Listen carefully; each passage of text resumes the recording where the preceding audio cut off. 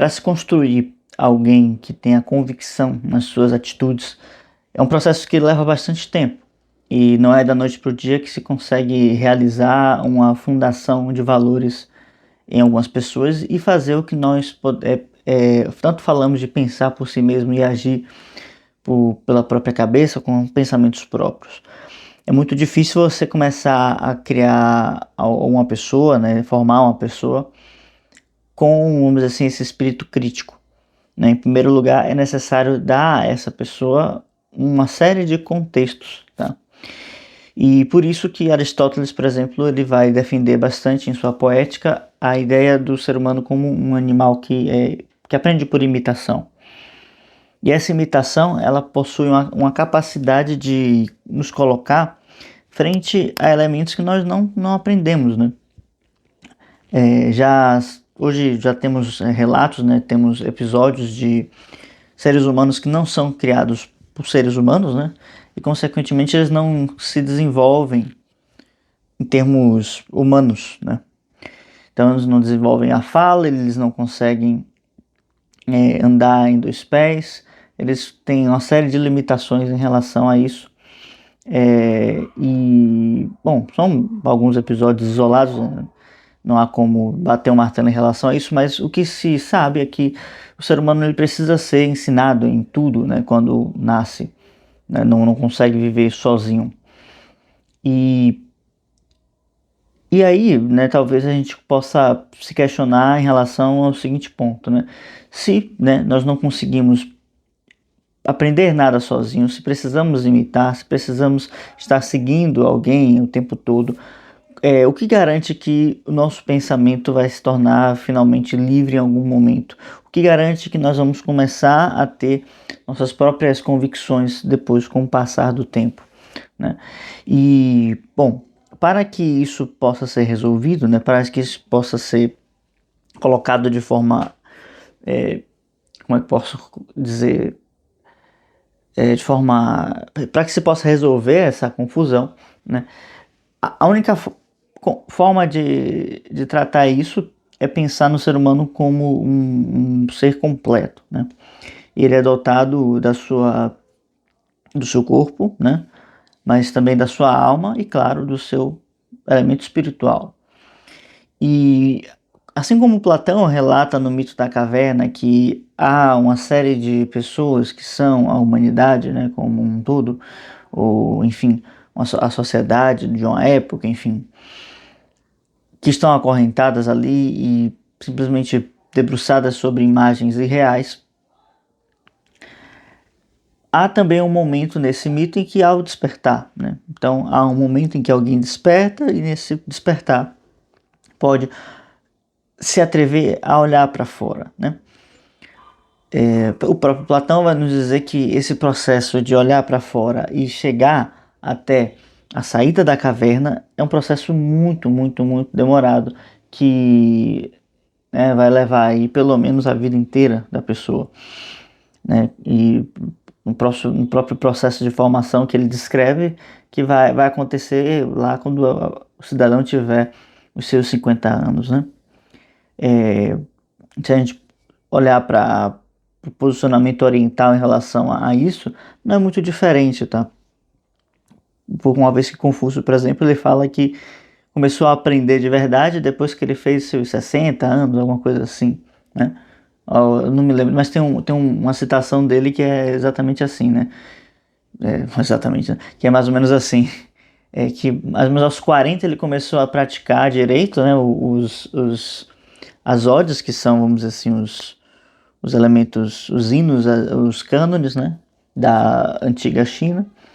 E aí aos 50 ele começa a aprender, a afinar os ouvidos, né, ou seja, entender, esse afinar os ouvidos. Aos 60 ele começa a entender alguma coisa, né, enfim. Mas o fato é que ele, depois em outras citações ele vai dizer que se tivesse mais tantos anos de vida, ele passaria esses anos estudando o I Ching, né. Enfim, os análises é um assunto bom para trabalhar aqui, para trazer para vocês em algum momento. Se vocês quiserem, deixem um comentário aqui embaixo que eu faço um compilado aí para vocês. Mas o fato é que todo o processo educativo que Platão descreve, ele está falando de uma educação que vai despertar a alma para alguma coisa, né? E ele fala, inclusive, que a educação não consiste em dar visão à alma, porque a alma já possui a visão, mas sim consiste em direcionar a visão da alma para o local correto. Isso é um ponto muito curioso, né? Porque vai estar sendo colocado assim em diversas formas de mídias e etc, né? Mas há um consenso muito grande na mitologia de todas as tradições de que o poder que recebemos, né, e a inteligência que nós temos pode muito bem ser mal utilizada, né, e ser convertida de forma mal direcionada, né? E aqui a gente pode trazer como um exemplo o Star Wars, onde tem, né, a força, e a força é a mesma potência, é uma potência que não tem uma carga, né, assim, moral, né, mas cabe ao ser humano utilizá-la da melhor forma possível, né? Então, justamente esse processo de se encaixar, de estar inserido, né, frente a essa estrutura, né, universal, começa quando ele primeiro percebe essa estrutura nele mesmo, né? Então, esse direcionamento que faz com que essa alma olhe para fora da caverna, também vai perceber que o que está fora da caverna, né, que é o bem, o sol, né, a justiça, a verdade, Deus, também de alguma forma está dentro dele, né? De alguma maneira, nós também somos aquele sol que está ali. E um dos grandes mistérios, né, a serem solucionados.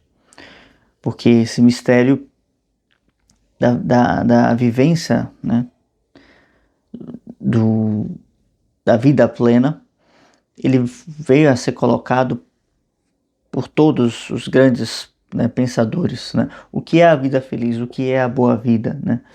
E há um consenso em pensar que essa boa vida seria essa vida completa, uma vida que tem a capacidade de potencializar todas as suas. Potencializar não, de concretizar todas as suas potências, né? E aí você tem o ideal do sábio, né? Por exemplo, para a cultura grega. Então, esse processo de educação, ele começa, a princípio, na imitação, né? E, bom, eu preciso ter um pensamento crítico, né? Um pensamento que seja...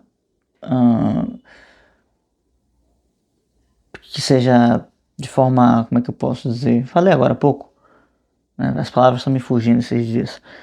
Que seja individual ou que seja original.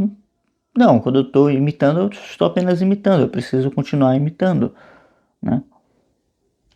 Se eu imitar bem, eu vou saber fazer alguma coisa. Do tipo, se você imita o movimento em relação a alguma coisa, pode ser, por exemplo, em relação a um futebol, né? Tá falando aí Copa do Mundo, né? Um chute, um movimento relacionado a como se conduz um carro, um movimento de relacionado a como se torce, né, um pano de chão, como se coloca, né, bem um parafuso. Imitar os movimentos, eles têm a sua utilidade e a princípio a gente só pode imitar. Porque os movimentos, né, e essas imitações que eu estou colocando aqui, essas pequenas coisas que aprendemos, são como ferramentas, são como matéria-prima para a inteligência, né? Como eu já falei em outros vídeos, por um tempo eu me dediquei a aprender marcenaria, né? E eu entendi que por algum momento, né, em um determinado período de tempo, a única coisa que você conseguia aprender bem, né, ou você precisava dividir o seu aprendizado em algumas partes, né? E uma dessas partes importantes, né, que você precisava dedicar um bom tempo a isso, é aprender o nome das ferramentas e relacionar o nome de cada ferramenta a uma ação que ela realizava na madeira, no caso, né? Ou seja, no mundo concreto. Ou seja, eu precisava ter a capacidade de relacionar, por exemplo, esse microfone aqui, ele tem uma função, ele tem um nome e ele faz esse nome, microfone, está relacionado com uma função específica, né? Ou seja, um efeito que ele gera no mundo, tá? Da mesma forma como essas ferramentas, né? Então, todo o processo de criar encaixes e fazer, estruturar e planejar, tudo isso está relacionado com graças ao suporte que as ferramentas dão, né? Ou seja, as ferramentas possibilitam que o pensamento torne, se vire realidade, vire elemento concreto na vida, né? Da mesma forma que aquilo que a gente vai imitando, né, do outro, vai nos dando matéria-prima para poder entender como o mundo funciona, né? Desde o tipo, a partir do momento em que eu começo a jogar bola, né, já falei futebol, eu começo a perceber que o meu ritmo, né, é um elemento importante, o ritmo tanto da respiração como da corrida e da intensidade que eu vou colocar em cada momento, né? E assim para todas as coisas, né? Se eu for fazer uma corrida, né, de longa distância, eu preciso entender que em alguns momentos eu vou precisar deixar o ritmo mais lento, outras vezes um pouco mais rápido, para que eu consiga manter, vamos dizer assim,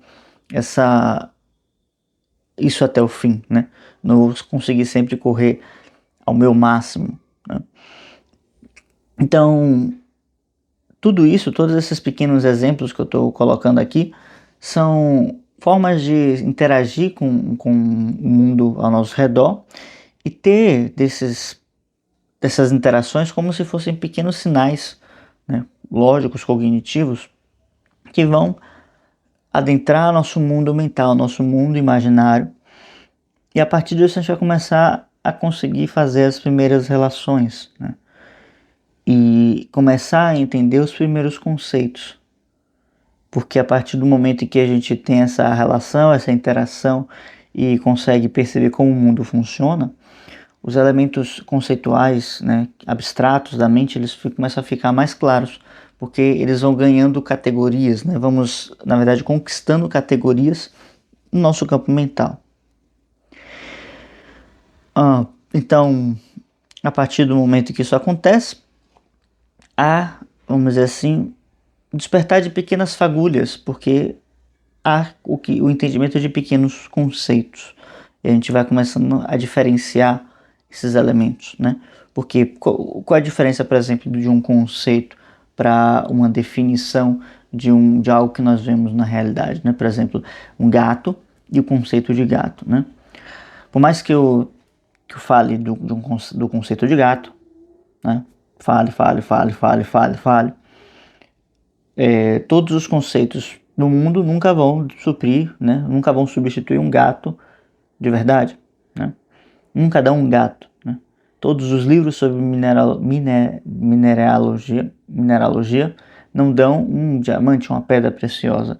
Todos os livros sobre vegetação, sobre biologia, não dão uma árvore, né? E também isso é nos elementos físicos, né? Mas quando eu começo a tratar de certas ideias, eu não tenho acesso a essas ideias no mundo concreto. Então eu preciso trabalhar com conceitos, e só trabalho com conceitos, né? E essa é a grande dificuldade de poder pegar esses conceitos, né, e transformar em elementos que são factíveis, vivos na nossa mente e que vão conseguir fazer despertar a nossa consciência para elementos superiores, para a luz que está fora da caverna e para essa identidade desse filósofo que despertou, né? Assim Platão descreve, e busca um melhor entendimento daquilo que ele é e daquilo que ele veio fazer no mundo, tá? Então a educação consiste em não dar a visão à alma, porque ela já possui, mas em direcioná-la para o local correto, para dar a direção correta para essa visão.